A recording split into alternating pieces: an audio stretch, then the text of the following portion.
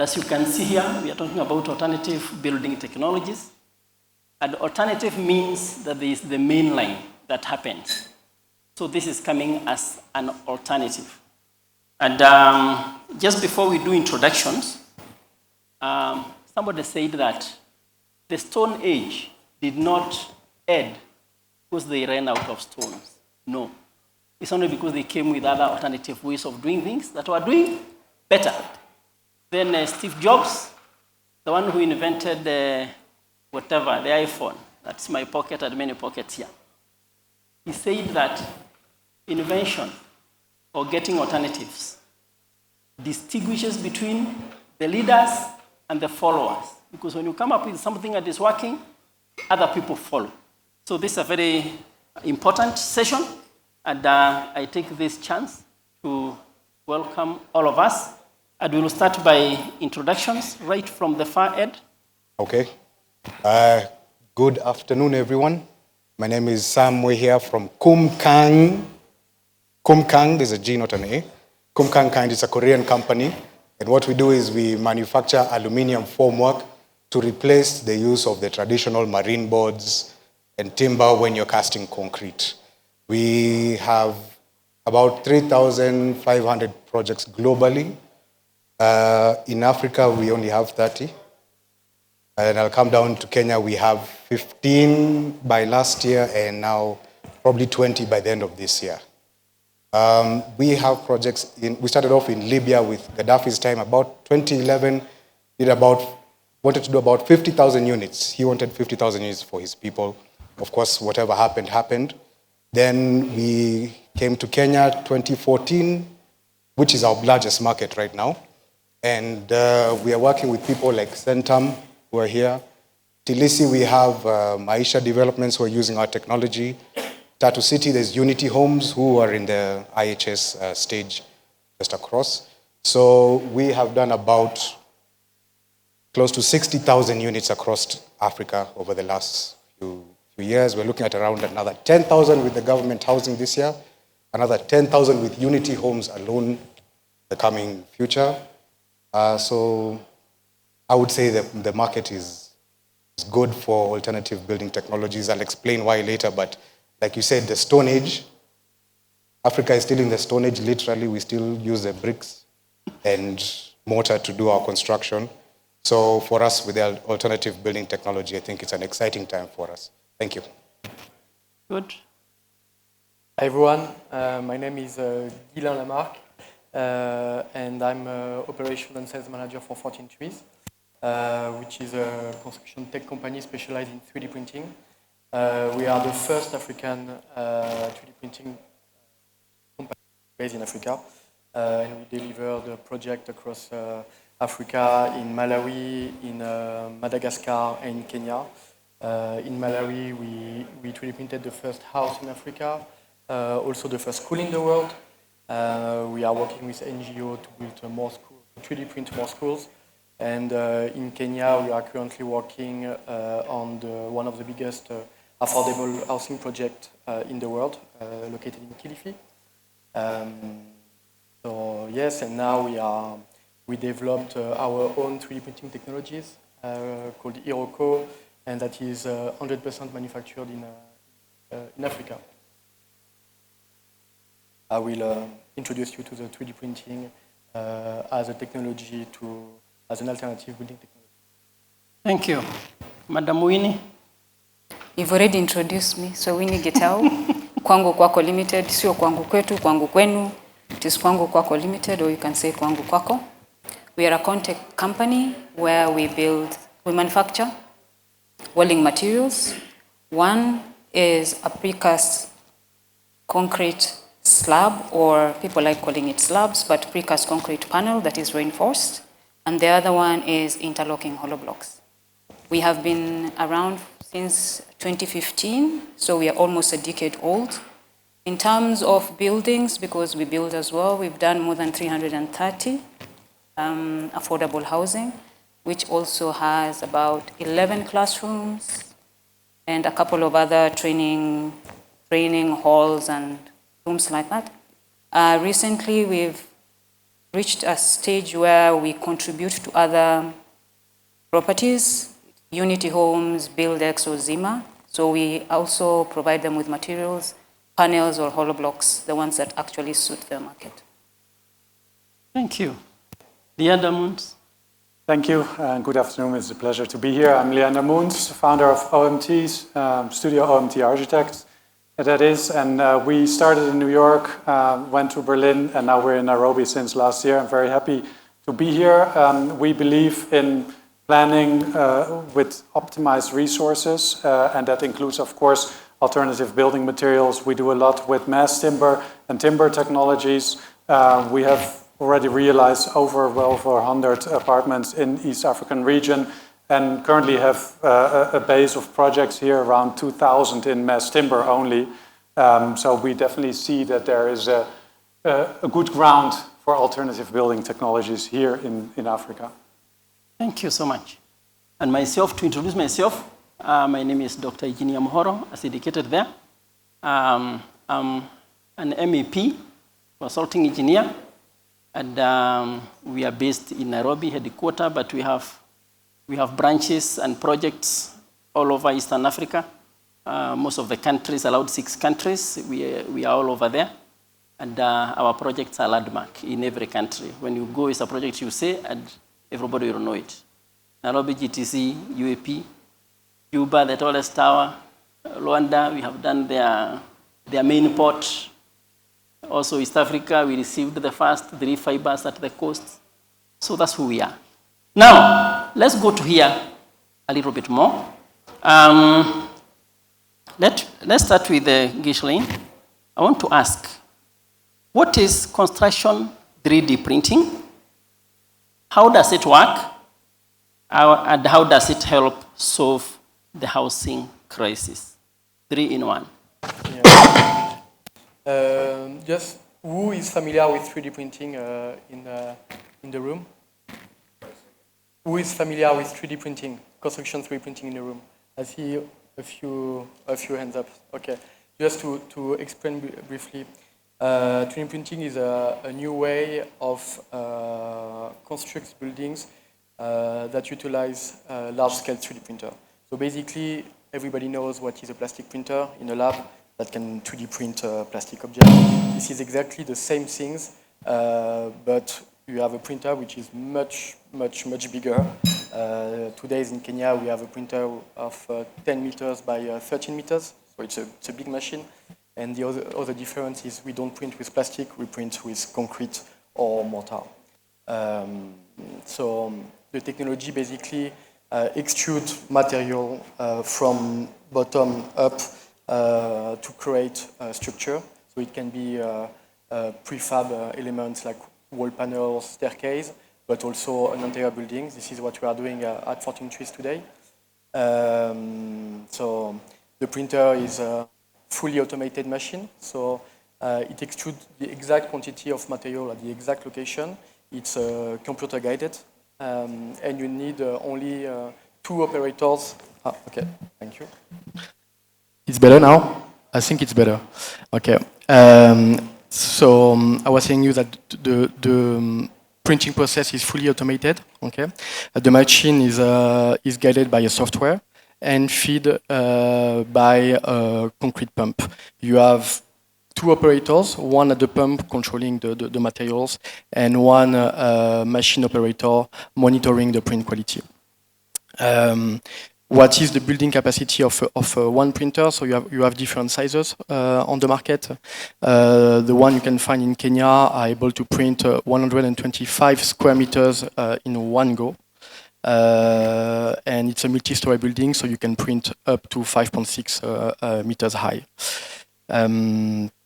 Saying that, this is a technology which is on the market for 5 years now.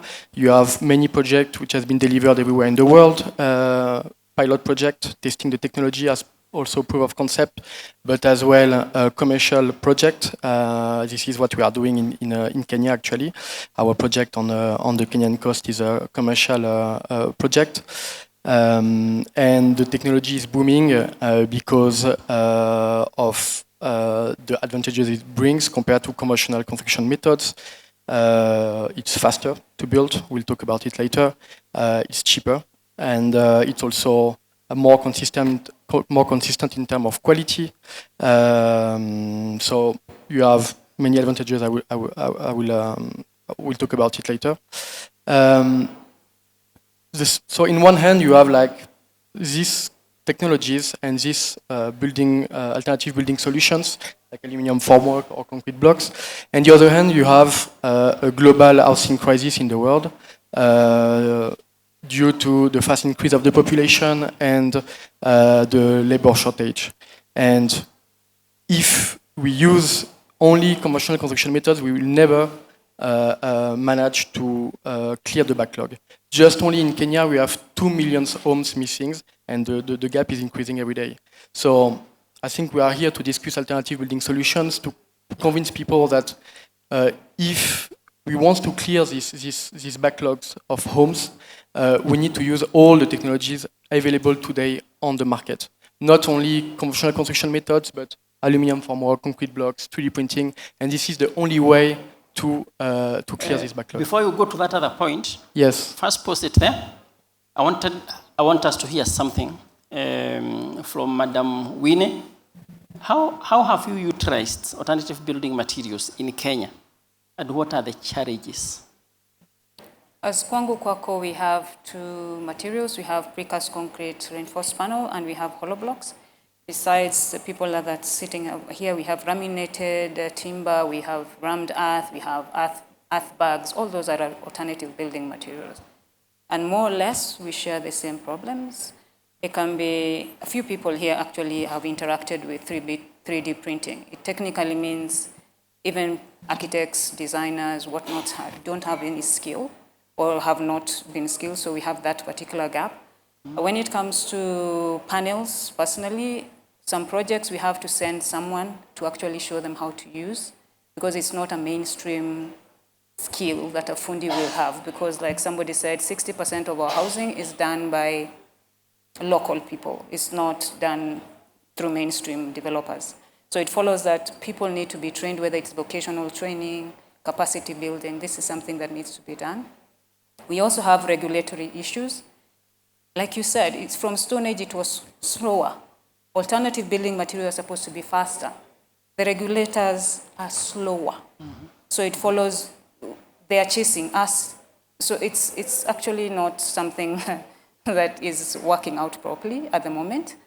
Then the other one is financing, because bankers also want to know, are your materials durable?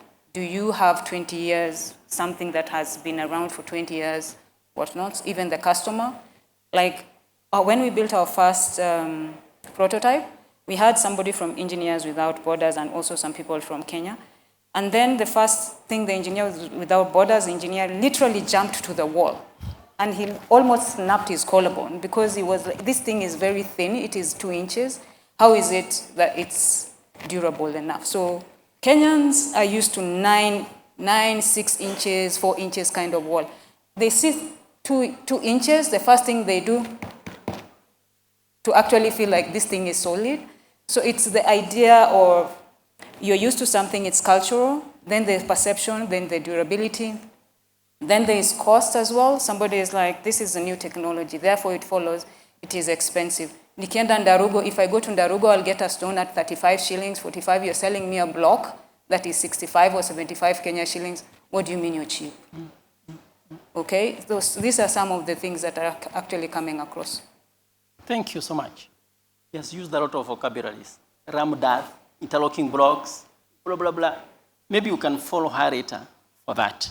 But just before we go on, I actually remember when the 2-inch thick walls came in. There was a gentleman who came and introduced them. The sample was done at the Ministry of Works. And everybody condemned it. And I was there, and there was an AK-47 rifle. This man was so confident. He went behind the wall and stood. And he told them, shoot. It never penetrated. So I agree. There are those challenges of people saying it's too thin. Maybe we go to Riada Moons, and you can tell us, how is the local community's acceptance of these technologies? And where do you start? Do you start at the low cost, middle, or high? Yeah, I think we have a lot of technical challenges, of course, but I think the biggest challenge we have seen over the past 10 years since we had the first wooden house on site is that actually all the technical things can be overcome, like government can be overcome. But what is really the most challenging is to get the acceptance of people of living in a house which is different than what they're used to. And little story to that, the developer which we worked together with, he hired a lot of local people to sell their houses, and they had access to early property investment. And they all did. But we had at that time conventional and wooden properties available. Without exception, all the local people went with the conventional housing. Now, 10 years later, they all regret that decision. But this is something which shows us that it's not as easy to implement a new building material. And I think we can also learn as construction industry, you mentioned Steve Jobs, from other industries, from disruptors, Apple, the iPhone, it was not an affordable product. Still, we now all have it. Tesla, if we look at the car industry, it managed to disrupt the car industry going to electrical driving by a product which was, at the beginning, not affordable. And I think this is something we all have to learn from when we think about alternative building materials, is do we start really by the affordable market, which would be great. I mean, we are finally now, after 10 years, constructing our first affordable mass timber house, or actually 4-story building. But it took us 10 years to come there. And this is a long period of time. So if we want to disrupt the market and if we want to go into alternative building materials faster, we have to get these role models going. And they need to show the whole population that this is worthwhile. Thank you so much. So let's go to the price issue. I don't know, how many know Balozi Homes, Muthaiga North here? The ones who are Kenyans. Yeah, Balozi. That's why we were doing that time. It was 2001. And that's where now the problem came, and we were even using life force to shoot. But you see, in Kenya, at least for me, I can say, the first housing estate that we did, 143 houses, they are still there today and perfect. So there are challenges, but somehow they are surmountable with time. Now it's all over. Let's go to the costs. Some more here. The most frequent question that the people ask when something alternative comes is, what is the cost? How much am I going to save? And all that. What's the bottom line? Can you shed some light on that? That's a question I'm asked every time I introduce the technology to anyone. And I think even before we go to the bottom line, there's something that you have to understand about construction and when you're using the alternative building technology. So you have your development cost, which is 100%, right? That's your land and whatever, everything. Then you have your construction cost. Construction cost would be about maybe 70-something%. You can always correct me if I'm wrong. But then now you go to the shell. If you take away the MEP, if you take away the finishes, the shell will be about a third of the cost, maybe 37%. So as a good salesman, what I should tell you is whatever you want to hear. I can tell you, I'll save you 40%. I can tell you that with confidence because you've never used this technology before and I can get away with the sale. But I'm a terrible salesman, so I'm going to tell you the truth. The truth is whatever a person saves is it's a fraction of 30%. All right? So it doesn't matter what cost savings you're going to get on the shell itself. What you're looking for probably should be quality and remaining within the budget. Using our formwork, we change the brick and mortar columns, etc., to full concrete structures. And I will tell you, you probably won't even save a shilling on material. Whether you save or whether it's more expensive, it won't be that much, it'll be negligible. What I would say is, because our technology is 4 times faster, the immediate calculation you should make in your head is, I save, that much amount of money. 75% of my cash on labor. A project that would take 4 years is taking 1 year. All right? That's the first thing that we tell them about our technology. The second thing in terms of time is if you've taken, I don't think there's anyone here who takes money from their pocket to build the mass developments, right? So you've taken a loan from somewhere. The sooner you pay it, the less interest you pay. Also, the faster you deliver it, the faster the first guy starts giving you his money and you can now recoup the cash back. What that does to the cash flows, I am not an accountant. I can't really tell you.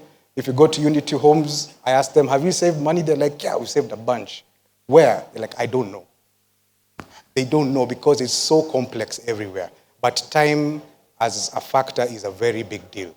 So I just go back to say, the technologies that are coming up, like you said, is to fill in gaps at separate levels. Mm-hmm. There's a place where I cannot go in that Kwangu Kwako can go in, 14 trees can go in, OT architects can go in, but together what we're trying to do is to solve that housing crisis. We're supposed to be delivering 250,000 units a year. I don't know how many we've delivered so far. I think in the last 5 years we delivered 1,800. Mm-hmm. How are we going to do that? So the question should not be how much money are you going to save me? With the budget I have, what is the best technology I should use? That's a question that you should ask. Thank you so much.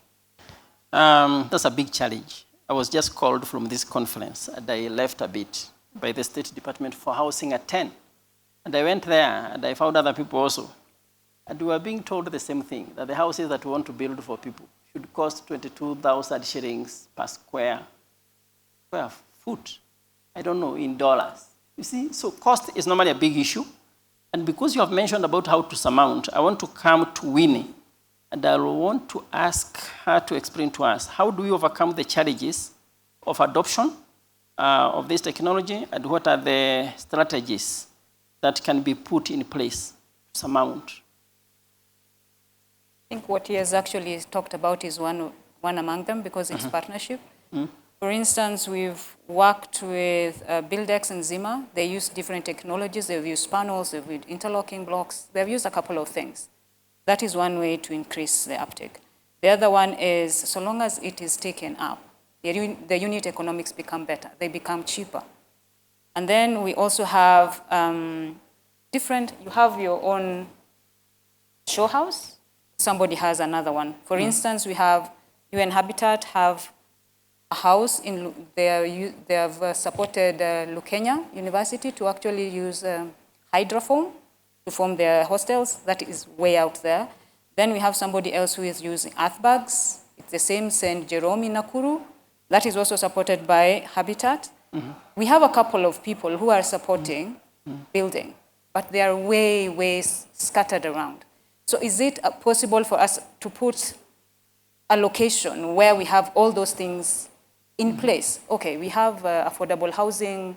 Is it somewhere in, I've forgotten what it's called, but it's in the showground. The last time I went there was only one house that was really nicely done, and it was closed. The other ones were converted to toilets because nobody is taking care of them. The only other location that houses are really safeguarded well is where we have the earthen huts. What are they called? Bomas. That is the only place that we have our traditional houses very well catered for. Yet we have every other quarter, we have housing expo, materials expo, manufacturers expo. Is it possible for us to actually have something that somewhere we can go, all of us, and actually utilize them? Besides, when it comes to training, that one has to be done. When it comes to regulatory, whatever, we have to actually advocate for it. Somebody said that there is a paper that is in Parliament since February 2024. I haven't seen it, but I'll go and look for it. Good. These are some of the things that we can actually use. We pause there, because I've been told we have 5 minutes, which is very good. Now we can know how to manage that remaining time. The other moons, is there a need for a lighthouse or landmark projects to showcase? I know she has talked about to put them together. That's why I've come to you. And how do we gain recognition by the larger audience? So you can just add to what she has said. Exactly, because it's when we have a show house, that's great. So we had also show houses, and it really helped to convince people to invest in the timber technology. But then it was actually a funny story. We tried to get and this was in Tanzania, people to cook electrically. And then we found out they don't want to because they're very proud of their gas. And we thought can we not use that proud feeling and create a landmark building for them? That's why we did this crazy building. You may know the Burj Zanzibar is a 96-meter high tower. And because of that tower in timber in Zanzibar, even the government came to us and they told us, we give you a building permit, what do we need to do and understand to do that? So we basically really reverted the whole system by creating a landmark product where all of a sudden everybody wanted to be part of. And I think that is another thing where we have to look with building materials, how can we be ahead of the government? Because we need to. We cannot wait for them. We cannot wait for legislation to change. And this is everywhere in the world. There's a few countries who are up to date when it comes to building codes for timber. Most of them are lagging behind, but they're still building with it. So we need to, with alternative building materials, really push the government. Pause it there a bit. Just pause it there a bit. We will skip a question that was supposed to go to Chris-Rain because he answered it when he was talking. It was about the benefits of the technology for the builders and developers, and he covered that in his talk. I want to go straight to Bwana Sam Moher, who will be the last, with an outdated building code and an education system that focuses mainly on conventional brick and mortar construction. How do you surmount? It's a challenge that I think we've all faced, and I think the fellow panelists have mentioned. In my case, the challenges just start immediately. So the quantity surveyor will ask me, he'll tell me, oh, so you want to convert a stone house into a complete concrete building? That's a lot of cement, that's a lot of steel, you must be crazy. The engineer will come and I'll tell him, take off all the columns and take off all the beams. They'll tell me, no, this guy doesn't know what he's talking about. I've been doing this for the last 40 plus years. The architect will come and say, I want creative freedom, but at the same time, I want the building to be cheap. So there are always a lot of hurdles that you'll come across. But one thing that I've come to appreciate about, I can just speak for Africa because that's the region I'm in charge of, is that people recognize that it's an old building code. People recognize that it's an old, outdated education system. And when you talk to them, they will be like, this is done in other countries. Just show me how it's done. And what we do is that we sit with them, and I will give them my basic understanding of what I've seen in India and other countries, how they do it, and they pick it up from there. And it just becomes accepted. Also, having a show house, like you said, is a good way. For us, we can't have a show house because it's mass housing. You buy one formwork, you build 1,000 units. There's no, half of it. But I would say there's that patience and that understanding that, yes, it's outdated, but we also know that it's outdated. So if you come to that understanding and have collaborative meetings, then you'll be able to get over. And also the support that you give during the implementation. Thank you. We end there, and we say, please, let's take the first step as the developers. Let us not just sit back to be told about the education and all that. We can also move the system. Thank you. Thank you, everyone. Thank you, Engineer Mohoro. Asante sana to you and your panel.